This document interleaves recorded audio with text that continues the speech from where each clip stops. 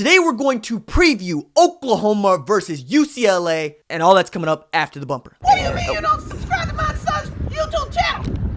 Mama, no! Just snap the damn ball, RJ. What's up, kinfolk? It's RJ Young. I am not on a step mill. Consider hitting the like and subscribe button because I upload a video every single day. It's always OU related, college football related, sports related. We have a good time. So today we're going to get into Oklahoma's matchup with UCLA on Saturday at noon. Now, we know a lot about Oklahoma, this being an Oklahoma football channel, but for those of you that don't know, we be real good at Oklahoma. 650 yards total offense against Florida Atlantic last week in a 63-14 skull-dragging of Lane Kiffin's Owls. Don't mind us, that's just Lincoln Riley snatching you for your owl chain.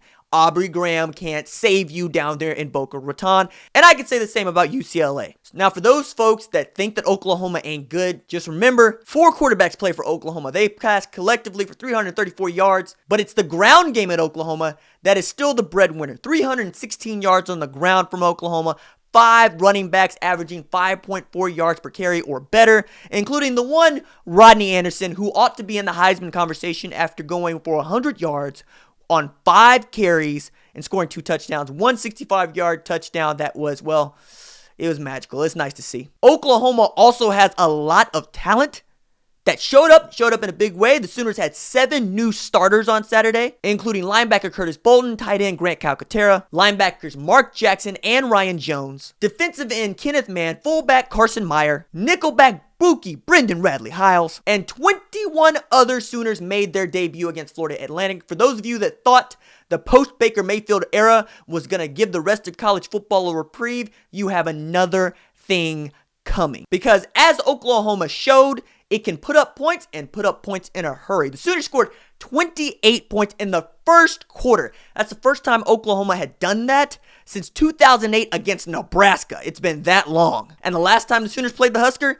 they didn't just put up 28 points. They put up 35 points for all you Husker fans that think you're not going to get this L come 2021. And again, it bears saying, Kyler Murray, Austin Kendall, and Tanner Mordecai went 19 of 23 for 334 yards through the air, to go along with Oklahoma's 10th 300-yard rushing game since 2015 when head coach Lincoln Riley took over the offense. Also, that 49-point win margin, it's OU's 6th largest in a season opener. And it's also the highest winning margin since Oklahoma beat Chattanooga 57-2 in 2008. Also, the highest number of first half points the Sooners have scored in a season opener since, you guessed it, Chattanooga 2008, where Oklahoma put up 50 in one half of football. And last and most notable to me, Oklahoma's 42-0 shutout in the first half was the first time the Sooners had pitched a shutout in the first half since drubbing Kansas State 55-0 in 2015. Now, UCLA Bruin fans, you got to know you're going to get the full dose of Kyler Murray, and let's see if you can keep him in the game for the entire game. You're also going to get the full dose of both Rodney Anderson and Trey Sermon, to go along with Hollywood Brown on the outside, who had 6 catches for 133 yards, to go along with a monster day across the board for Sooners catching passes. The backup tight end Lee Morris had a 65-yard touchdown. But first, a refresher on who Chip Kelly is. He's really the first iteration of Lincoln Riley, where this guy was running an offense that everybody in America wanted a piece of, because he was just running roughshod over college football at Oregon with his rushing attack. That's really simple, and we'll get into those scheme principles later. But Chip Kelly eventually leaped to the NFL, claiming he would never return back to college football, and yet here he is back home coaching the UCLA Bruins and taking over a program that Jim Mora Jr. basically lit on fire. Even having Josh Rosen at quarterback, Jim Mora still managed to get fired. But Chip Kelly knows how to coach college football. He also knows how to get to national championship games. But peep game, the last time Chip Kelly coached offense in college football, his team averaged 315 yards rushing and 537 yards per game. And his quarterback, Marcus Mariota, would eventually win the Heisman Trophy. Chip Kelly's a guy who's coached in the Fiesta Bowl and the Rose Bowl. But again, he's got a rebuilding job after what Jim Mora Jr. managed to do at UCLA, which is next to nothing, because the house that Jim Mora Jr. left Chip Kelly is so damaged, not even Property Brothers would go near it. And it seems neither will UCLA fans, because they returned a bunch of tickets for their trip to Norman. Go buy them. So first, let's start by talking about the quarterbacks. There was quarterback competition, a quarterback controversy of some sort for UCLA's Bruins, as he waited late to name his starter. He ended up going with Michigan grad transfer Wilton Speight, which was an odd choice because, yeah, Wilton Speight was all Big Ten third team after passing for over 3,000 yards in his career at Michigan to go along with 22 touchdowns and 10 picks. But the 6'6", 232-pound guy, he ain't about running Chip Kelly's scheme, which is basically a modernized version of the wishbone where you got a quarterback who's kind of accurate with the football, but is basically an extra running back. So it was a really curious choice when you take into account Wilton Speight had a negative number for rushing yards when he came to UCLA. Plus, he has a dual threat quarterback on his roster who I'll get to in a second. But Wilton Speight won the job, back problems and all, started the game against Cincinnati and then was knocked out of the game, which just goes to show the football guys really wanted to see Dorian Thompson-Robinson play as a true freshman, and why not? This kid comes out of Bishop Gorman as a 4-star dual threat quarterback, the number 2 rated dual threat quarterback in the 2018 class, and my man is handsome. Like, the thirst is real. We could have us a real Christy Malzahn situation on our hands with Dorian Thompson-Robinson, and not just because he's a handsome kid, but because he has the tools to actually be good. He ain't going to be any good this year. He ain't going to be good when he comes to Oklahoma. But in 2020, I expect him to be in the running for the Heisman Trophy. He's that good. He came to UCLA knowing Chip Kelly was going to be his head coach. And I'm sure he expected to play right away. And now that he is, got to see a lot of him against Cincinnati. And I'll tell you, he went 15 of 25 for 117 yards, which is like 4.7 yards per completion, but he had nearly as many drops by his receivers as he had bad passes. He is running mostly out of 11 personnel, which is 1 back, 1 tight end, 3 wide receivers. And in Chip Kelly's lightning fast scheme, where he uses different sets to disguise the same plays, Dorian Thompson-Robinson could be really good once he gets a full understanding of what Chip Kelly's offense does. And at the quarterback position in particular, because the way Chip Kelly runs his offense, the quarterback is basically another running back in a 1-back system, because the backside end has to honor the threat of the quarterback running, because every Chip Kelly quarterback ought to be able to run. So it's a simple read for the quarterback, just reading the end. And if they're running triple option and the quarterback does not immediately give the ball to the guy coming by on the jet sweep, he runs to the second level, runs to the inside shoulder of the linebacker or safety who's at the second level, and makes that guy make a decision. And if he goes after the quarterback pitches it. And if he goes after the pitch man, quarterback keeps it, goes to the house. It's a real simple play. It's a real simple system, but it will give every defense fits if they are not sound in their assignments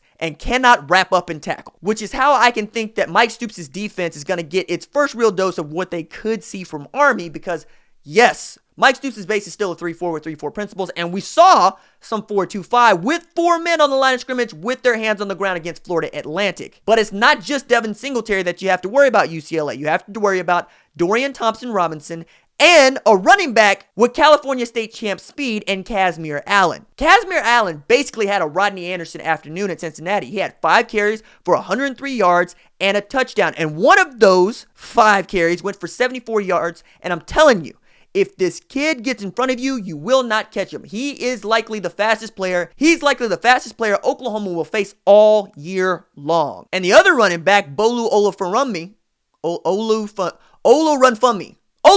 I said it right. Ain't no slouch either. And both of those backs could be good if the offensive line is good. They return 2 starters. At receiver, Theo Howard is going to get the headlines as the top returning outside receiver. But the guy to keep your eye on in this passing attack, such as it is Caleb Wilson, tight end. Last year, Caleb Wilson had 38 catches for 490 yards in just 5 games. A lot of people are calling him the best tight end in America, but I'm saying pump your brakes. Guy hasn't played a full season. If he gets a full season like he did last year, he could be really, really good, and I would expect him to want some good tape for the NFL coming against Oklahoma. But just to give you some stats to further tell you how good Caleb Wilson is at the tight end position, in UCLA's comeback against Texas A&M last year, he had 15 catches for 208 yards. Also, I should mention Kyle Phillips is another tight end who can play too. On defense, UCLA changed its identity completely from the one a year ago, and for good reason. They bring in defensive coordinator Jerry Azzanaro and his 3-4 after giving up a ridiculous 488 yards per game last season. This defense was one of the worst in college football, and it was the worst statistical defensive season for UCLA since 1945. They were not good. However, with the regime change has come some new faces, like I mentioned with Azzanaro, as well as our old friend from Iowa State, Paul Rhodes, is coaching the secondary, the defensive backs.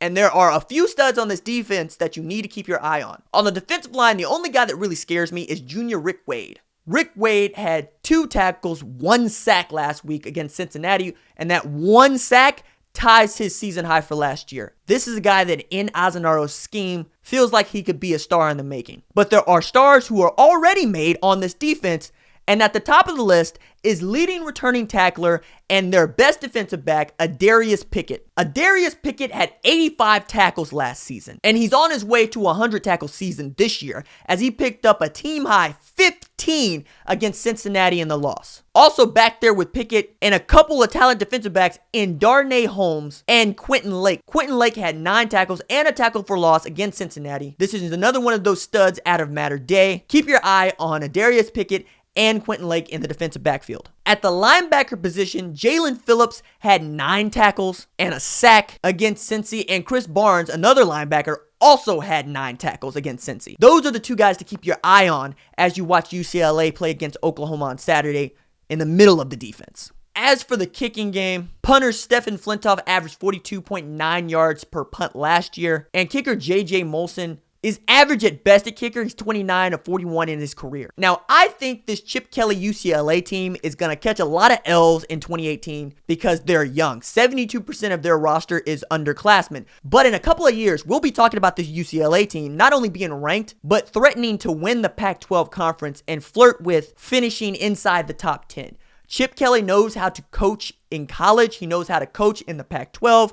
And he's got a quarterback to build around. So for Oklahoma's purposes, yes, I believe the Sooners are going to win this game and win this game by 3 touchdowns. But I also think that a lot of Sooner fans are going to walk away from the UCLA game thinking, oh goodness, we have to play them again next year. And I expect them to be a lot better in LA next year than what you're going to see in Norman on Saturday. But still, on Saturday, if the linebackers can't tackle in space and the secondary at UCLA is as good as I think it is, this game could be a lot closer than folks think. I think Oklahoma's experience and talent is going to overwhelm UCLA's inexperience and a coaching change and a new system to learn. And I think the score is going to be 47-21. All right, that's it for me.